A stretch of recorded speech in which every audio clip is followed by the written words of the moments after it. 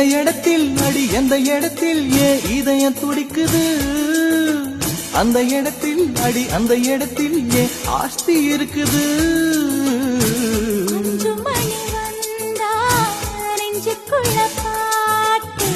பூத்திருச்சு பூவு இன்னும் என்ன பூட்டு நான் உறவுக்காரி உறவுக்காரி உறவுக்காரி நீ கட்டிய வேட்டிக்கும் கட்டும் தாலிக்கும் உரிமைக்காரி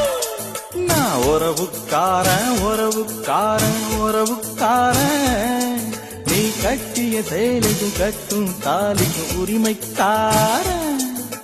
பச்சரிசி நாதா சுவெல்ல நீ